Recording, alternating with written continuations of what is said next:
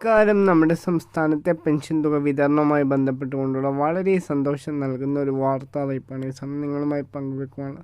നമുക്കെല്ലാവർക്കും കഴിഞ്ഞ 2023 സെപ്റ്റംബർ മാസം മുതൽ ഇങ്ങോട്ടുള്ള പെൻഷൻ തുക നമുക്ക് കുടിശ്ശികയാണ്. എല്ലാവരും പ്രതീക്ഷ, അതായത് വളരെയധികം പ്രതീക്ഷയോടുകൂടി കാത്തിരുന്നത് പോലെ തന്നെ 3200 രൂപ, അതായത് 2 മാസത്തെ പെൻഷൻ തുക ഒരുമിച്ച് വിതരണം ചെയ്യാനുള്ള ഒരു രീതിയാണ് നമ്മുടെ സംസ്ഥാന സർക്കാർ കൈക്കൊണ്ടിരിക്കുന്നത്. 5 മാസത്തിലധികമായുള്ള പെൻഷൻ തുക മുഴുവനായി കുടിശ്ശിക പെൻഷൻ തുക വിതരണം ചെയ്യുന്നതിന് വേണ്ടി സംസ്ഥാന സർക്കാരിന് ആവശ്യമായി വരുന്ന തുക എന്ന് പറയുന്നത് 4600 കോടി രൂപയോളം തുകയാണ് വേണ്ടി വരുന്നത്.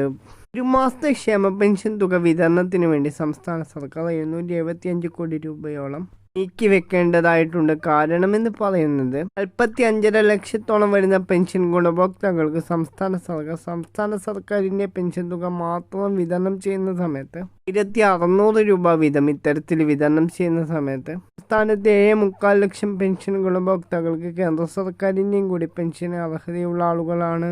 സംസ്ഥാന സർക്കാരിൻ്റെ കടമെടുപ്പ് പരിധിയിൽ കേന്ദ്രം ഏർപ്പെടുത്തിയ നിയന്ത്രണമാണ് ഇത്തരത്തിൽ പെൻഷൻ തുക വൈകുവാൻ കാരണമെന്നുള്ളത് സംസ്ഥാന സർക്കാർ അറിയിച്ചു.